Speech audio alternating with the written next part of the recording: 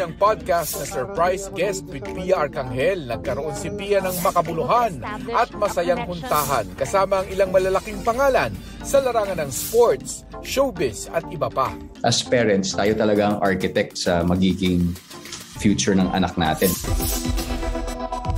Ngayon, mga influential na personalidad naman tulad ng business tycoons, tech innovators, award-winning artists, at iba pang industry leader ang makaka one-on-one ni Pia sa pinakabagong GMA Integrated News Podcast na Power Talks with Pia Arcangel na magsisimula sa February 26. Mabuhay and welcome to Power Talks. Excited si Pia para sa bagong podcast produced by GMA Digilabs. I hope that from the show, viewers and listeners will be able to pick up stories that they will learn valuable lessons that they can apply to their own lives as well.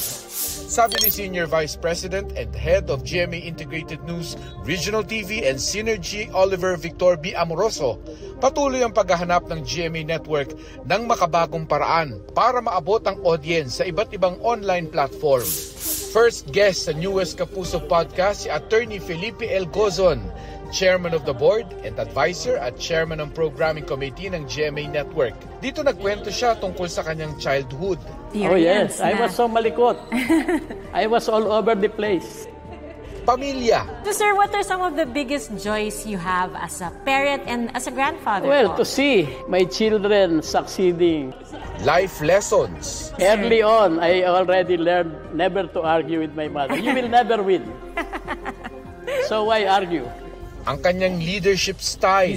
I learned from that not to listen to excuses. At realizations. When you look back, your career, everything that you have accomplished, what would you say to your younger self? In life, you have to set a goal. And when you achieve the goal, you cannot imagine how you feel. Magkakaroon ng bagong episode ng Power Talks with Pia Arcangel tuwing Wednesday sa Spotify, Apple Podcasts at lahat ng GMA Integrated News social media platforms. Para sa GMA Integrated News, Mark Salazar, nakatutok 24 oras.